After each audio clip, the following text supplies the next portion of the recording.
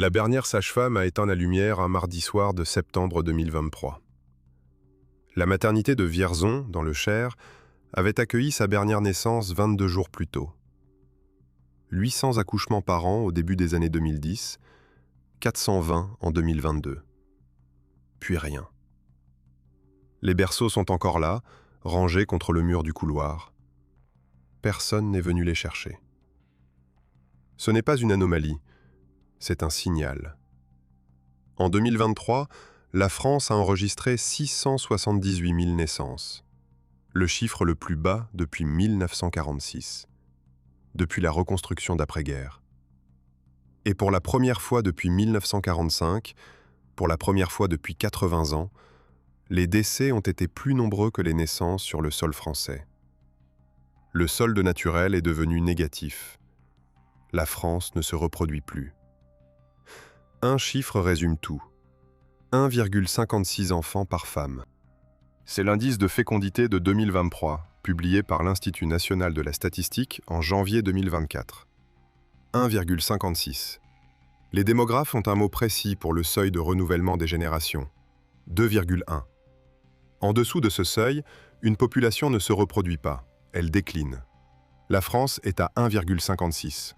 Ce que vous allez comprendre dans cette vidéo, ce n'est pas que les Français font moins d'enfants. Ça, vous le saviez déjà. Ce que vous allez comprendre, c'est pourquoi cela arrive maintenant, après des décennies où la France était l'exception démographique de l'Europe. Pourquoi la chute est aussi rapide, moins 155 000 naissances par an en 10 ans. Quelles décisions précises ont rendu ce retournement possible? Et ce que ces chiffres signifient pour les retraites, pour les hôpitaux, pour les territoires que vous habitez. À la fin de cette vidéo, vous aurez une réponse précise à une question que les journaux de 20 heures posent rarement. Est-ce que c'est réversible? Et si oui, à quelles conditions et à quel prix? Retenez ce chiffre, 45 ans. Il va revenir. Céline a 49 ans. Elle vit à Brive-la-Gaillarde, en Corrèze. Infirmière de nuit dans une clinique privée depuis 21 ans, un enfant, une fille de 16 ans. Elle avait voulu en avoir 2. Elle en a parlé à son compagnon en 2017. Ils ont regardé les chiffres. La crèche, liste d'attente de 18 mois. L'assistante maternelle agréée la plus proche, 22 km. Le reste à charge mensuel après aide de la caisse d'allocation familiale, 460 €, pour un deuxième enfant, avec son salaire à elle et le chômage de lui. Ils ont attendu. Puis ils ont renoncé. Elle ne le dit pas comme une tragédie. Elle le dit comme un calcul, froid, simple, inévitable. Céline n'est pas un cas isolé. Elle est un phénomène démographique. Pendant 40 ans, la France a été l'exception de l'Europe. Pendant que l'Allemagne tombait sous 1,4, que l'Italie s'effondrait vers 1,24, que l'Espagne traversait une crise de natalité structurelle, la France tenait. 2,0 en 2010, 1,86 en 2015. Les experts parlaient du modèle français. Aide familiale généreuse, réseau de crèches denses, politique nataliste assumée depuis De Gaulle. Dans les colloques de l'Organisation de coopération et de développement économique, la France était présentée comme la preuve qu'un État peut soutenir la fécondité là où le marché échoue. Mais entre 2010 et 2023, l'indice de fécondité a chuté de 2,0 à 1,56. En 13 ans. Une chute de 22%. Sans guerre, sans épidémie durable, sans catastrophe visible. Ce n'est pas parce que les Français ne veulent plus d'enfants. Les enquêtes de l'Institut national d'études démographiques montrent que le nombre d'enfants désirés reste stable autour de 2,4 par femme depuis les années 90. Le désir est là. La réalité le contredit. Ce n'est pas parce que X, c'est parce que Y. Ce n'est pas l'envie qui manque. C'est la possibilité. Retournez à 2010. La France enregistre 830 000 naissances. En 2023, 678 000. La différence, 152 000 bébés qui ne sont pas nés. Chaque année, 152 000, c'est la population de Perpignan. Évaporée. Chaque année. Pendant 10 ans. L'Institut national de la statistique, dans sa note de conjoncture de janvier 2024, précise que la baisse n'est pas uniquement structurelle, elle est aussi conjoncturelle.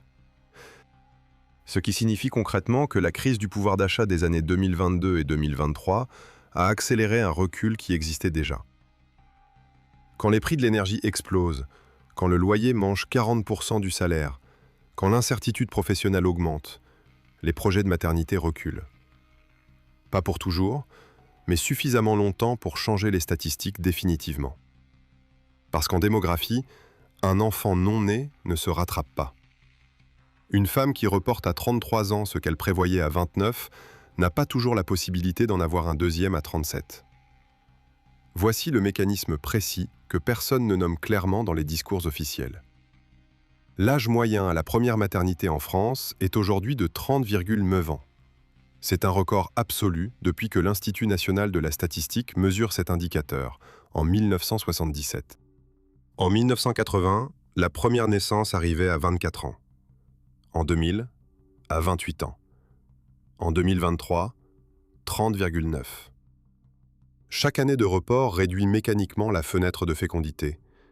Et chaque report est provoqué par une contrainte économique précise. L'emploi instable, le logement inaccessible, la garde d'enfants introuvable ou inabordable. Ce n'est pas un choix de mode de vie. C'est une équation financière avec une seule solution. Si vous voulez comprendre d'où vient vraiment cette chute, restez. Parce que dans cette première partie de l'enquête, les mécanismes vont se révéler l'un après l'autre. Et si vous voulez suivre ce type de travail chaque semaine, abonnez-vous. C'est la seule façon pour cette chaîne d'exister indépendamment. Commençons par le paradoxe central de cette crise. La France dépense plus pour la politique familiale que presque n'importe quel autre pays au monde. 4,7% du produit intérieur brut en 2021, selon l'Organisation de coopération et de développement économique. C'est le deuxième rang mondial, derrière les pays scandinaves. Plus de 110 milliards d'euros par an pour les allocations, les crèches, les congés parentaux, les aides au logement familial. Et l'indice de fécondité s'effondre quand même. Ce paradoxe est le cœur de l'enquête. Parce qu'il y a deux explications possibles. La première, les aides ne sont pas efficaces, mal ciblées, mal distribuées. La deuxième, les aides sont suffisantes, mais les obstacles structurels, logement, emploi, garde, sont devenus trop grands pour qu'elles compensent. Les données de la Cour des comptes tranchent. Dans son rapport de 2020 sur la politique de soutien à la natalité, on peut lire « La politique familiale française souffre d'un manque de lisibilité et de cohérence. Les aides se sont multipliées, mais leur articulation avec les véritables freins à la natalité, coût de la garde, accès au logement, conditions d'emploi des femmes, reste insuffisante. » La Cour des comptes l'a écrit en 2020. 6 ans ont passé. Les freins qu'elle identifie sont toujours là. Aucune question parlementaire n'a été déposée en réponse à ce rapport au cours des 3 années suivant sa publication. Le premier frein, et le plus documenté, la garde d'enfants. En 2012, la France comptait 320 000 assistantes maternelles agréées actives. En 2023, 220 000. 100 000 places perdues en 10 ans. Pas parce que la demande a baissé, les listes d'attente en crèche atteignent en moyenne 19 mois dans les communes de plus de 50 000 habitants, selon la Fédération française des assistants maternels. 100 000 places perdues parce que le métier est devenu économiquement insoutenable. Revenus instables, charges sociales élevées, locaux inadaptés pour travailler dans des logements de plus en plus petits. À Guéret, dans la Creuse, 21 000 habitants, préfecture d'un des départements les moins denses de France, il reste 7 crèches pour l'ensemble du département. En 2012, il en existait 12. Le reste à charge pour une famille avec 2 revenus médians, entre 380 et 520 euros par mois, selon le simulateur officiel de la Caisse d'allocation familiale, pour un seul enfant. Quand le loyer a augmenté de 30% en 10 ans et que la garde coûte 500 euros par mois, la décision arithmétique s'impose d'elle-même. Céline, à Brive-la-Gaillarde, vous vous en souvenez, a fait ce calcul en 2017. Elle l'a refait en 2020, puis en 2022. À chaque fois, la réponse était la même. Elle a 49 ans aujourd'hui. La fenêtre est fermée. Pas par choix, par épuisement économique. Ce que l'Institut national d'études démographiques appelle l'infécondité subie, le fait de n'avoir aucun enfant ou moins d'enfants que souhaité pour des raisons contraintes, concerne aujourd'hui entre 25 et 30% des femmes de moins de 45 ans, selon l'enquête EPIC publiée en 2023. Un quart. Une femme sur 4. Ce chiffre n'a jamais reçu dans les journaux télévisés le traitement qu'il mérite. Retournons à la chronologie. Parce que la chute n'est pas uniforme, elle a des dates précises. 2010, pic historique depuis le baby-boom, 830 000 naissances. 2015, premier recul net, 780 000 naissances. 2017, la barre des 750 000 est franchie à la baisse. 2020, crise sanitaire, chute supplémentaire, 740 000 naissances. 2021, légère reprise, 744 000, que plusieurs ministres ont salué comme un rebond. 2022, 698 000. 2023, 678 000. Record depuis 1946. La trajectoire est une ligne droite vers le bas, interrompue par de très légères oscillations qui n'ont jamais inversé la tendance. Regardez les dates de rupture. 2015, 2017. Ces années correspondent précisément à des décisions politiques que nous allons examiner dans un instant. Mais d'abord, le chiffre que vous devez garder en tête. 45 ans. C'est le délai entre la naissance d'un enfant et son entrée sur le marché du travail à plein régime. C'est aussi le délai entre la chute de natalité que nous constatons aujourd'hui et ses effets économiques les plus graves.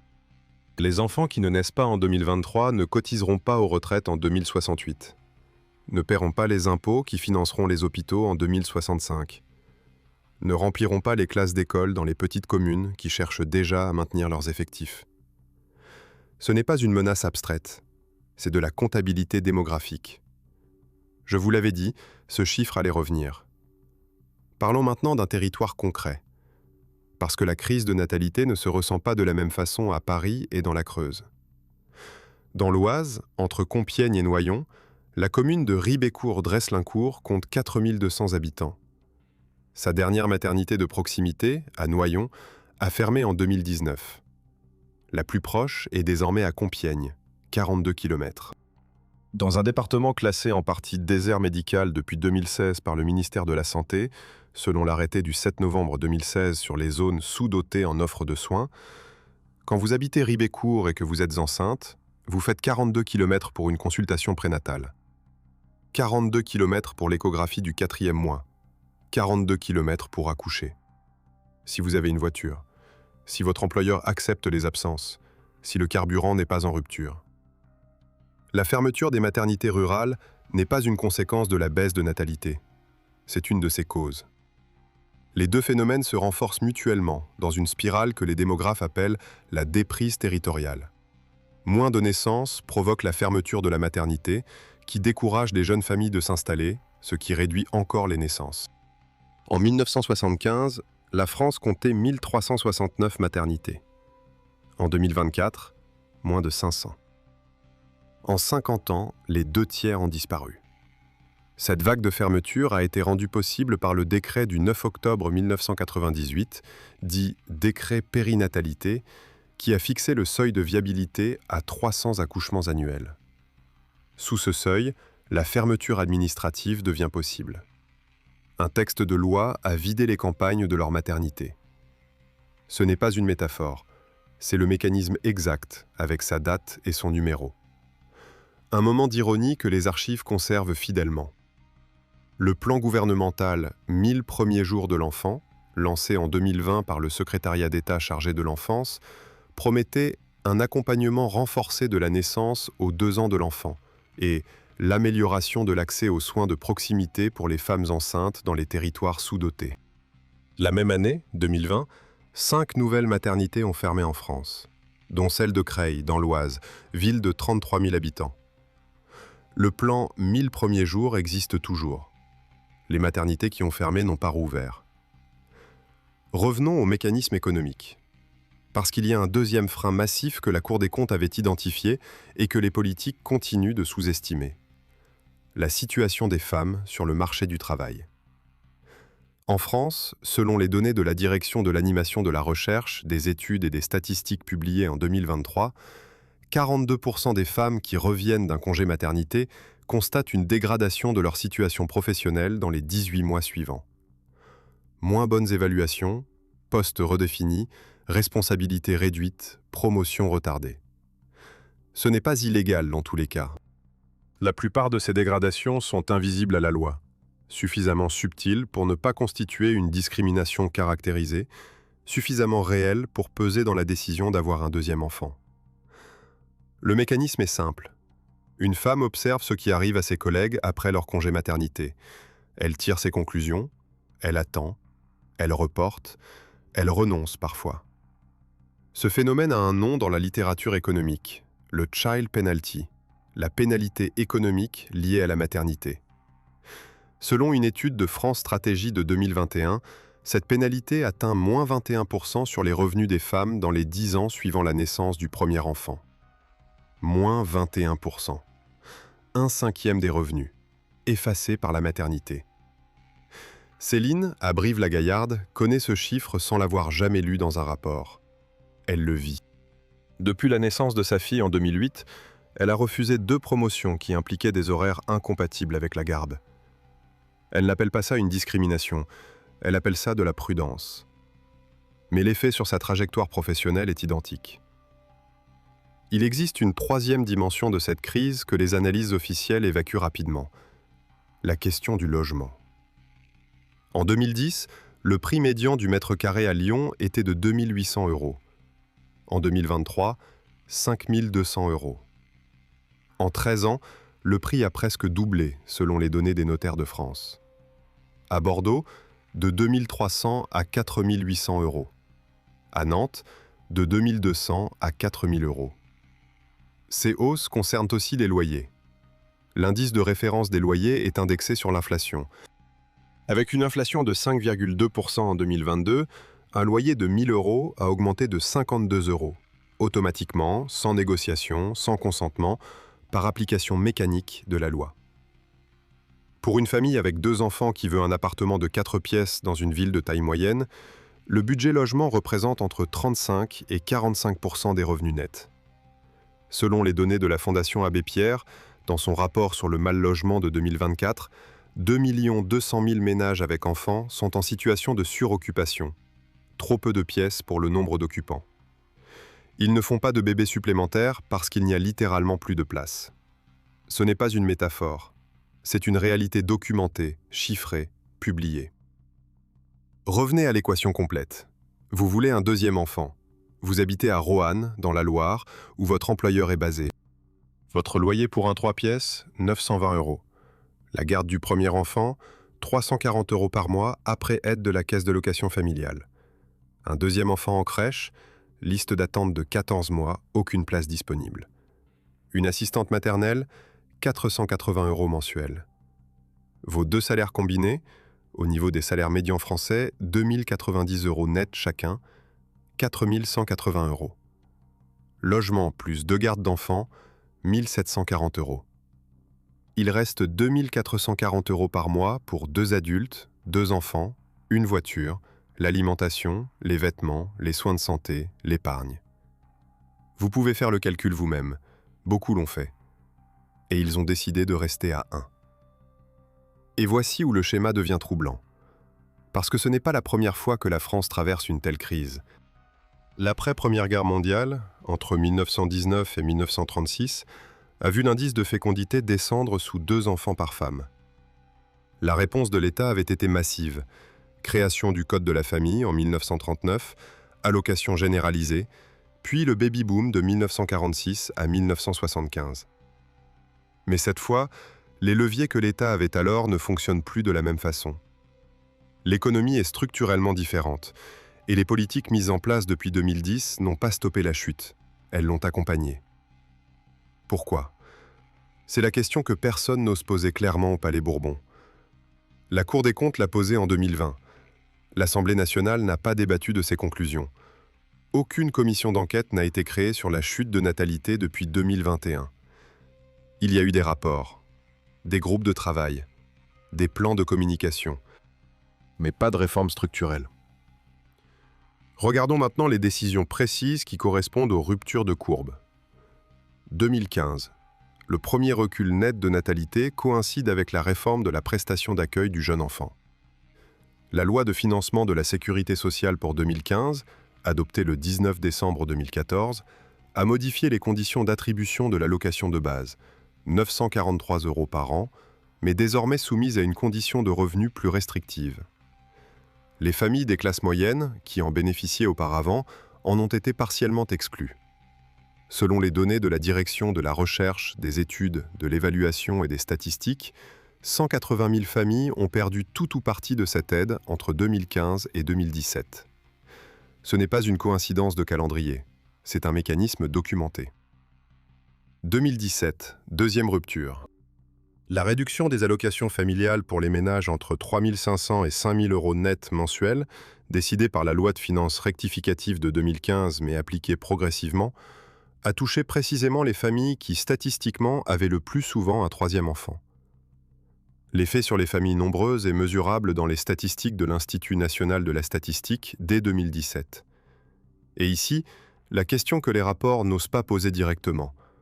Est-ce qu'une politique de réduction du déficit public a sacrifié, consciemment ou non, des effets natalistes? Ce qui est certain, les coupes ont été faites. La courbe a suivi. Le lien n'a jamais été évalué par une commission officielle. Parlons maintenant de la géographie de cette crise, parce qu'elle n'est pas uniforme. L'Institut national de la statistique publie chaque année des données de fécondité par département. Le constat est net. Les territoires où l'indice s'effondre le plus vite cumulent désert médical, chômage élevé et éloignement des grandes métropoles. La Creuse, 1,32 enfants par femme en 2022. La Haute-Marne, 1,35. L'Ariège, 1,38. Ces trois départements ont en commun absence de maternité de proximité, taux de chômage supérieur à la moyenne nationale et solde migratoire négatif. Les jeunes partent vers les métropoles pour trouver du travail.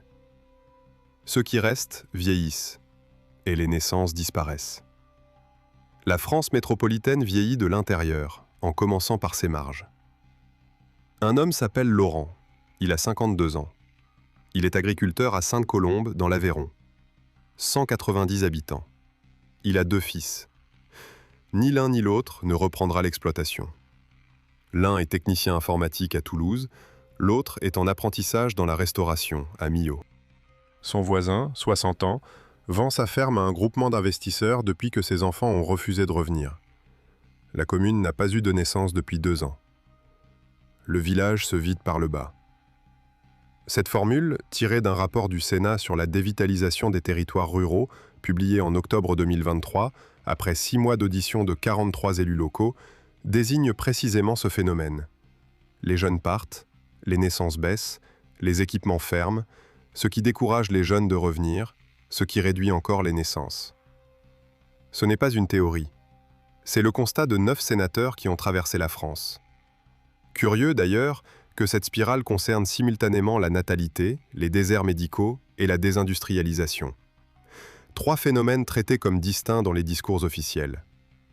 Mais dans les territoires, ils partagent une seule et même cause profonde. Ce lien et sa signification ne deviendra pleinement clair qu'à la fin de cette enquête. Voilà ce que nous savons pour l'instant. 1,56 enfants par femme. Le seuil de renouvellement est à 2,1. La chute est de 22% en 13 ans. Les décès dépassent les naissances pour la première fois depuis 1945. Les mécanismes sont identifiés. Coût de la garde, logement inaccessible, pénalité économique de la maternité, désert médical, fermeture des maternités rurales, réforme des allocations qui ont exclu les classes moyennes. Mais voici ce que nous n'avons pas encore examiné. Qui sont exactement les personnes qui ne font plus d'enfants et en quoi leur profil a changé en 10 ans? La France peut-elle inverser cette tendance et à quel coût réel? Et surtout, y a-t-il un intérêt économique à ce que cette crise s'aggrave plutôt qu'elle se résolve? Qui profite, structurellement, d'une France qui vieillit? Cette dernière question est celle que la deuxième partie de cette enquête va poser. Et la réponse est moins confortable que les discours officiels ne le laissent entendre. Avant d'en arriver là, revenez une dernière fois à Céline, à Brive-la-Gaillarde. Elle ne fera pas de deuxième enfant. Elle le sait. Ce n'est plus une question qu'elle se pose. Ce qui l'occupe maintenant, c'est une autre question, plus concrète, plus immédiate. Sa fille de 16 ans veut faire des études supérieures, à Limoges ou à Bordeaux, loin de Brive. Et Céline commence à faire le calcul de ce que ça va coûter. Les loyers étudiants, les frais de vie, le reste à charge. Elle a 62 mois avant la retraite, si tout se passe bien. Si la réforme de 2023 reste en l'état. Elle compte, comme elle a toujours compté, comme la France entière compte en ce moment ses enfants qui ne sont pas nés. Et pendant qu'elle compte, les démographes publient des projections que personne ne lit au journal de 20 heures. Les maternités ferment dans des villes que vous connaissez peut-être. Et l'indice de fécondité continue de descendre, trimestre après trimestre, vers des niveaux que ce pays n'avait pas vus depuis plus de 100 ans. Dans la deuxième partie de cette enquête, nous allons examiner les projections de l'Institut national de la statistique pour 2050 et 2070. Ce que les 3 scénarios démographiques signifient concrètement pour les caisses de retraite, pour le financement des hôpitaux, pour l'économie des territoires. Et nous allons nommer les acteurs qui ont eu un rôle dans les décisions politiques qui ont accompagné cette chute, sans jamais avoir eu à s'en expliquer publiquement. Cette chaîne existe pour une raison simple. Nommer les mécanismes que d'autres préfèrent ne pas rendre trop visibles. Si vous pensez que ce travail est nécessaire, abonnez-vous. C'est le seul soutien dont nous avons besoin pour continuer. La suite, dans la partie 2.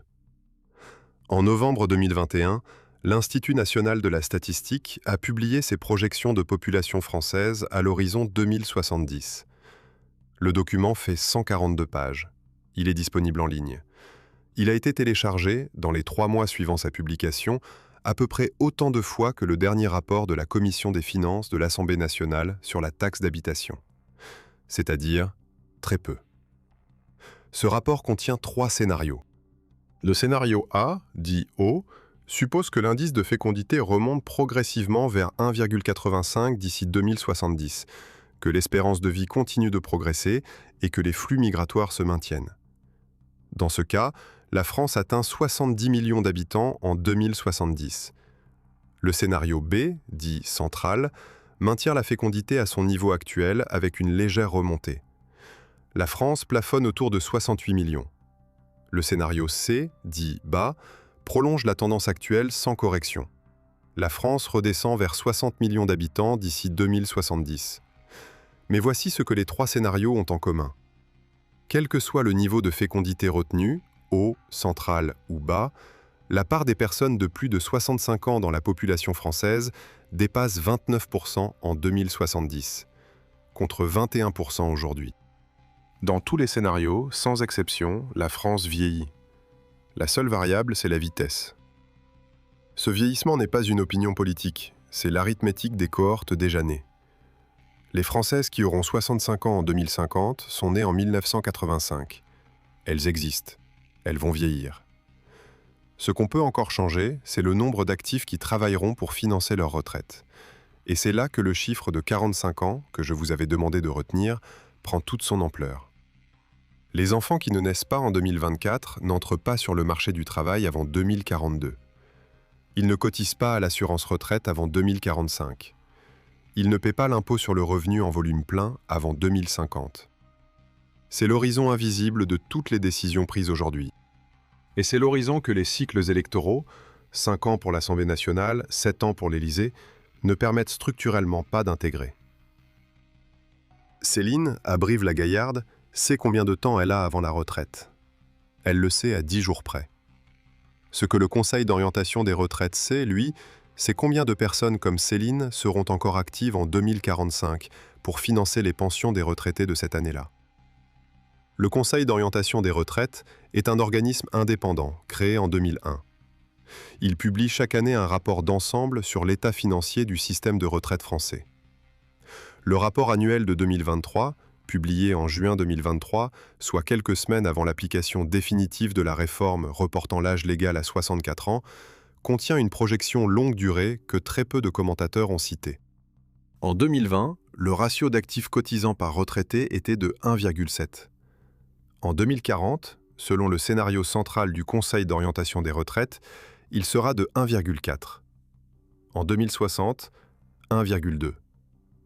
En 2070, entre 1 et 1,2, selon les hypothèses de fécondité retenues. Traduit en français simple, en 2070, il y aura entre 1 et 1,2 actifs pour financer chaque retraite. Aujourd'hui, il en faut 1,7 pour que le système soit à l'équilibre. Le déficit structurel entre ces deux chiffres, c'est soit une hausse des cotisations, soit une baisse des pensions, soit un recul supplémentaire de l'âge de départ. Soit les trois en même temps. Le Conseil d'orientation des retraites ne tranche pas. Il présente les scénarios. Mais il les chiffre. Et les chiffres disent une chose simple. La réforme de 2023, qui a repoussé l'âge légal de 62 à 64 ans, achète du temps jusqu'en 2035 environ. Après cette date, sans redressement de la natalité, les mêmes questions se reposeront. Revenons à la promesse que je vous avais faite au début de cette deuxième partie. Qui exactement ne fait plus d'enfants en France? Et le profil a-t-il changé en 10 ans? En 2010, les femmes les moins susceptibles d'avoir un troisième enfant étaient statistiquement les femmes aux revenus les plus élevés, les catégories socio-professionnelles supérieures, diplômées du supérieur, vivant dans les grandes métropoles. Les femmes des classes populaires et moyennes avaient des indices de fécondité légèrement supérieurs. En 2023, ce schéma s'est inversé partiellement et compliqué. L'enquête de l'Institut national d'études démographiques sur la fécondité différentielle, publiée en 2022, montre que la baisse la plus forte entre 2010 et 2020 est concentrée dans 3 groupes précis.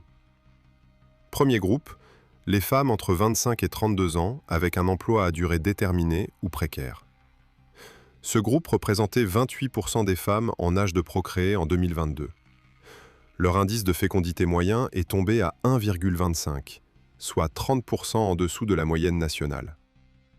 Non parce qu'elles ne veulent pas d'enfants, mais parce qu'un contrat à durée déterminée non renouvelé pendant un congé maternité est une réalité documentée que le Code du travail protège insuffisamment dans les faits.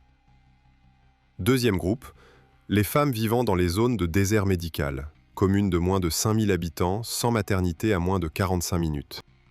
Leur indice de fécondité a baissé de 19% en 10 ans.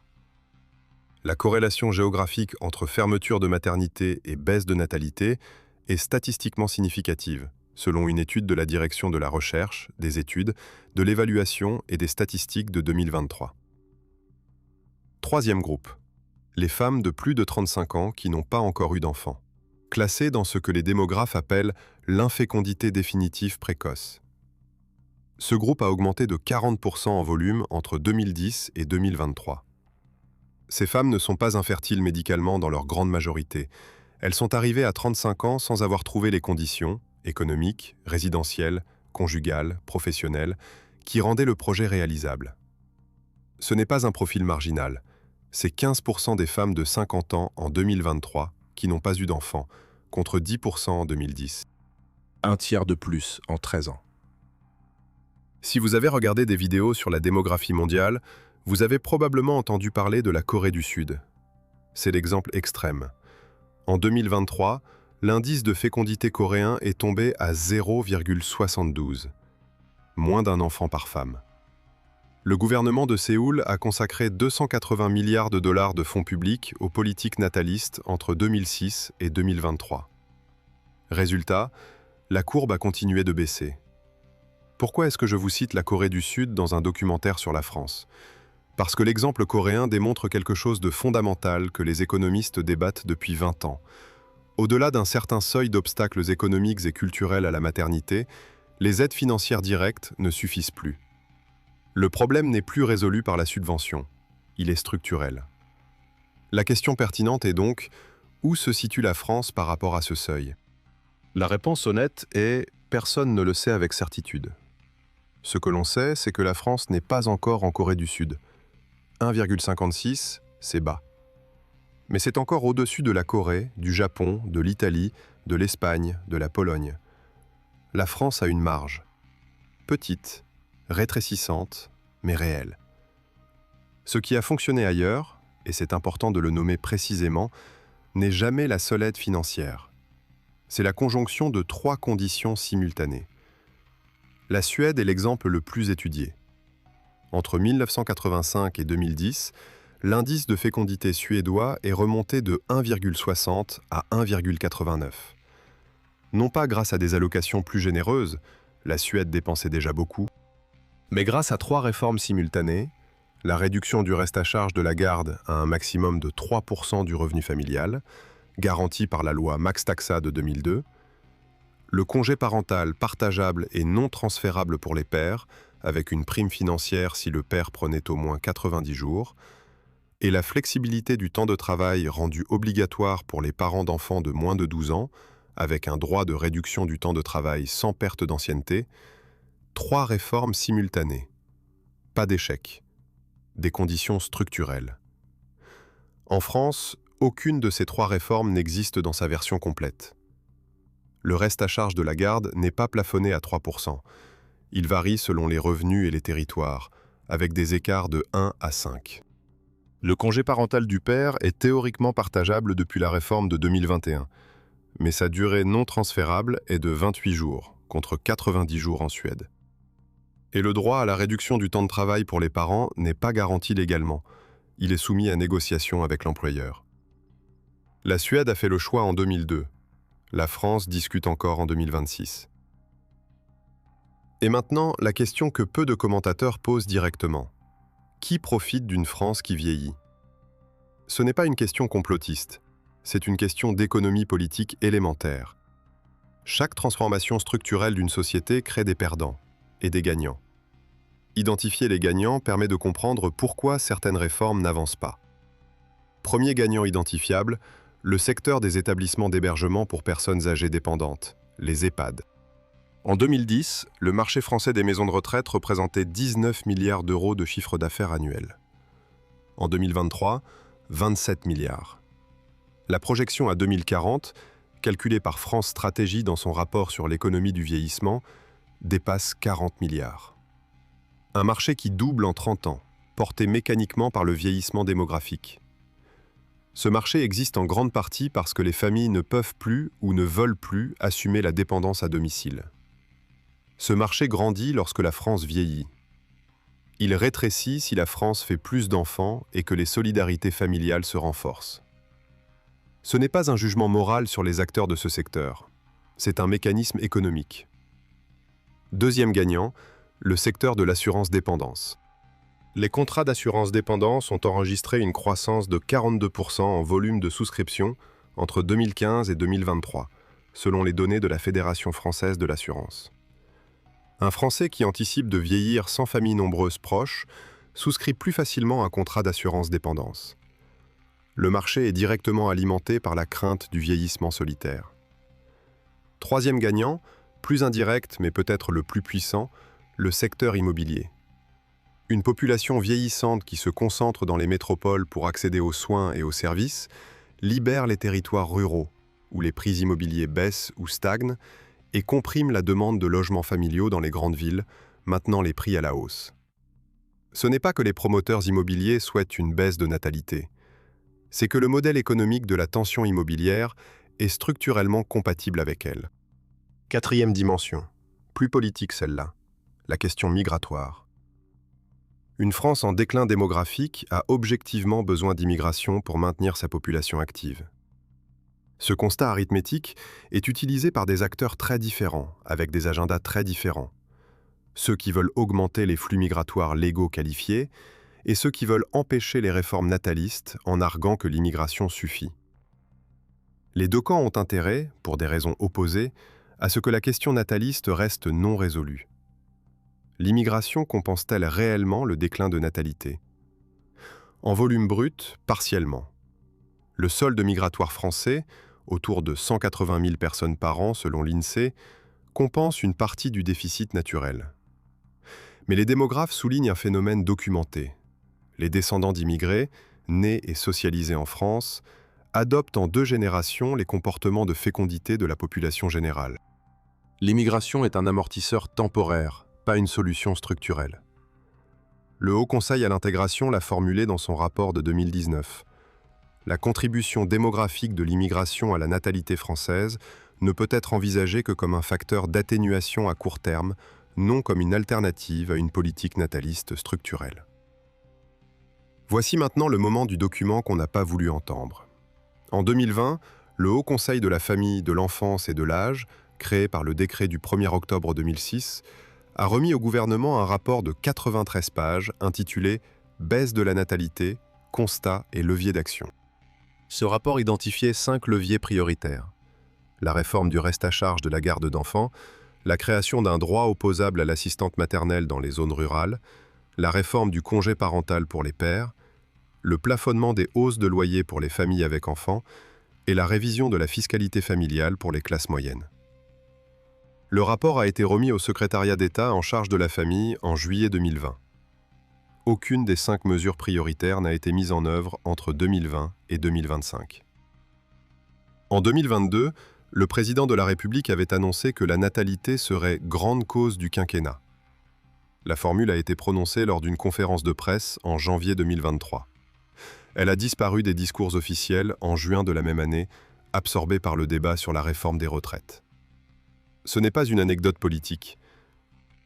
C'est la preuve que les mots et les actes n'ont pas la même densité en démographie. Mais il y a quelque chose de plus profond encore que les instruments manqués. Quelque chose qui touche à la façon dont la société française perçoit la maternité. Une enquête de l'Institut français d'opinion publique, publiée en septembre 2022, a posé la question suivante à un échantillon représentatif de 2000 Françaises entre 20 et 45 ans. Quelles sont les 3 raisons principales qui vous freinent dans le projet d'avoir un enfant ou un enfant supplémentaire? Les réponses, par ordre de fréquence: le coût de la garde d'enfants en premier, à 58%. Le logement insuffisant en deuxième, à 43%. L'instabilité professionnelle en troisième, à 39%. Viennent ensuite la peur du changement de statut professionnel, l'absence de partenaire ou l'incertitude sur la relation et les préoccupations environnementales. Ce que cette enquête dit clairement: les 3 premières raisons sont des contraintes économiques et structurelles, pas des choix de valeur. La 4e et la 5e le sont davantage, mais elles arrivent après. Quand les ministres parlent de société individualiste pour expliquer la baisse de natalité, ils placent la responsabilité sur les individus. Quand l'Institut français d'opinion publique demande aux individus eux-mêmes, les individus parlent de crèches, de loyers et de contrats à durée déterminée. La distorsion entre le discours officiel et la réalité documentée est elle aussi un choix politique. Laurent, dans l'Aveyron, vous vous en souvenez, a 2 fils qui ne reviendront pas. Sa ferme sera vendue à des investisseurs. Mais il y a un détail que je n'avais pas mentionné dans la première partie. L'un de ses fils, celui qui est technicien informatique à Toulouse, a 31 ans. Il vit avec sa compagne depuis 4 ans. Ils ont réfléchi à avoir un enfant. Ils ont calculé. À Toulouse, un appartement 3 pièces dans un quartier correct, 1 200 € par mois. Une place en crèche, liste d'attente de 21 mois. Une assistante maternelle, 450 € après aide. Lui gagne 2 200 €, elle, 2 000 €. Ensemble, 4 200 €. Logement plus garde, 1 650 €. Il reste 2 550 € pour 2 adultes et un enfant, dans une ville où le panier alimentaire a augmenté de 22% en 3 ans. Ils ont décidé d'attendre. Encore 1 an ou 2.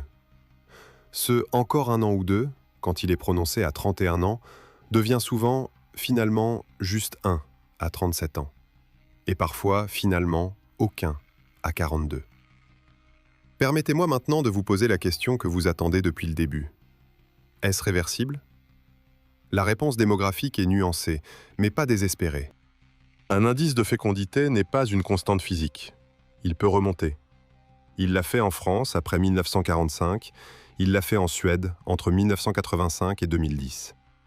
Il l'a fait en Tchéquie entre 2005 et 2017, de 1,28 à 1,73, grâce à une combinaison de congés parental plus longs et de développement massif des crèches publiques. Mais il ne remonte pas seul, et il ne remonte pas vite. Même dans les meilleures conditions, les démographes estiment qu'un redressement de fécondité met 10 à 15 ans à produire des effets mesurables sur les cohortes démographiques, et 30 à 50 ans à produire des effets économiques tangibles. Ce qui signifie que les décisions prises aujourd'hui, en 2026, ne changeront les statistiques de natalité qu'après 2035, au mieux, et ne changeront l'équilibre du système de retraite qu'après 2065. La politique de natalité est la politique la plus longue qui soit. Son horizon est celui de 2 ou 3 législatures. Ses résultats sont ceux d'une génération. Et ses coûts sont immédiats. C'est précisément pourquoi, dans les systèmes démocratiques à cycle court, elle est structurellement sous-financée. Pas par malveillance, par logique institutionnelle. Voici ce que nous savons maintenant. L'indice de fécondité est à 1,56. Le seuil de renouvellement est à 2,1. La chute est de 22% en 13 ans. Les décès dépassent les naissances depuis 2023. Le ratio actif-retraité tombera à 1,2 d'ici 2070, selon le Conseil d'orientation des retraites. Les mécanismes de la chute sont identifiés et documentés depuis 2020. Les leviers d'action ont été listés par le Haut Conseil de la famille en 2020. Aucun n'a été intégralement mis en œuvre. Des intérêts économiques structurels prospèrent sur le vieillissement. Des cycles politiques courts empêchent les décisions à horizon long. Et l'équation personnelle de millions de Françaises dans leur trentaine leur dit clairement que le moment n'est pas venu. Ce n'est pas une fatalité. C'est un système avec des leviers. Des leviers que d'autres pays ont actionnés. Des leviers que la France connaît par cœur et qu'elle n'a pas encore trouvé la volonté de saisir. Mais avant la conclusion, une dernière chose que les projecteurs ne montrent pas souvent. La question démographique a une géographie morale que les statistiques nationales effacent. Dans les 20 arrondissements de Paris, l'indice de fécondité moyen est de 1,39. Dans la Seine-Saint-Denis, 1,82. Dans les quartiers de politique de la ville classés en zones urbaines sensibles, rebaptisés quartiers prioritaires de la politique de la ville par la loi du 21 février 2014, l'indice de fécondité reste souvent au-dessus de 2. Ce sont les territoires les plus pauvres de la République qui maintiennent la démographie nationale. Ce paradoxe n'est jamais commenté dans les débats sur la natalité. On parle de la baisse globale. On ne dit pas que cette baisse est géographiquement sélective et que c'est précisément dans les classes moyennes et dans les territoires qu'on appelle France périphérique que la contraction est la plus sévère. Ce qui signifie une chose concrète. La crise de natalité n'est pas un problème de société homogène. C'est un problème de classes moyennes urbaines et périurbaines, en grande partie entre 25 et 38 ans, qui ont internalisé l'équation économique et qui ont renoncé, pas définitivement, mais suffisamment longtemps. Il existe dans les archives du Sénat un rapport de 2019 de la délégation aux droits des femmes et à l'égalité des chances entre les hommes et les femmes, intitulé « La maternité, une question d'égalité ». Page 47, on peut lire « La corrélation entre précarité de l'emploi féminin et baisse de la fécondité est statistiquement établie depuis 2005. Les dispositifs fiscaux et allocataires actuels ne compensent pas cette corrélation. Un ajustement structurel des conditions d'emploi des femmes serait démographiquement plus efficace qu'une augmentation des aides directes. » Ce rapport date de 2019. 7 ans ont passé. La corrélation est toujours là. L'ajustement structurel n'a pas eu lieu. Il y a une différence entre savoir et agir. Les élus qui ont voté le budget de 2025 savaient. Les chiffres étaient disponibles, les rapports étaient publiés, les leviers étaient nommés. Ce que vous faites de cette différence, c'est une question citoyenne, pas démographique. Revenons à Céline. Céline a 49 ans, infirmière de nuit à Brive-la-Gaillarde, un enfant. Elle avait voulu en avoir 2, elle n'en a pas eu. Elle ne l'a pas dit comme une plainte, elle l'a dit comme un constat. Ce que Céline sait maintenant, parce qu'elle suit l'actualité, parce qu'elle cotise depuis 21 ans et qu'elle regarde des projections du Conseil d'orientation des retraites avec l'attention de quelqu'un qui sait compter, c'est que sa retraite, dans 62 mois si tout va bien, sera financée par des actifs qui sont peut-être en train de faire les mêmes calculs qu'elle en 2017. Elle n'est pas amère, elle est lucide. Ce qui lui fait peur, ce n'est pas pour elle, elle part dans 5 ans. Ce qui lui fait peur, c'est pour sa fille, qui aura peut-être dans 10 ans à financer le système social d'une France vieillie, avec un salaire de trentenaire, dans un marché du logement où le mètre carré à Brive aura encore augmenté. Sa fille a 16 ans. Elle n'a pas encore pensé à avoir des enfants. Quand elle y pensera, et ce moment viendra, elle fera le même calcul que sa mère. Et la réponse dépendra des décisions politiques prises entre maintenant et 2035. C'est ça, le vrai horizon de la crise démographique française. Pas 2070, pas les projections de l'Institut national de la statistique, mais la fille de 16 ans de Céline, à Brive-la-Gaillarde, qui va regarder les prix des crèches, les loyers et ses bulletins de paye, et décider. 1,56, c'est le chiffre. Le plus bas depuis la Première Guerre mondiale. Le premier solde naturel négatif depuis 1945. Moins 155 000 naissances par an en 10 ans. Ce n'est pas une fatalité inscrite dans la biologie ou dans la culture française. C'est le résultat d'une équation économique que des millions de femmes et d'hommes résolvent chaque jour, dans leur cuisine, avec leur bulletin de salaire, leur contrat à durée déterminée et la liste d'attente de la crèche du quartier. L'équation a des solutions. Elles sont connues. Elles ont été testées dans d'autres pays.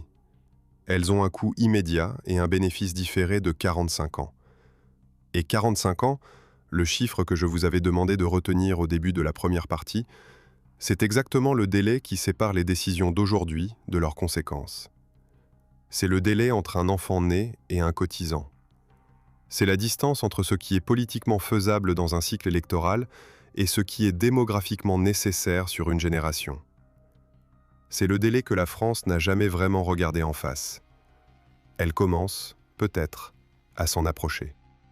Les chiffres de l'INSEE ne laissent plus beaucoup d'espace pour regarder ailleurs.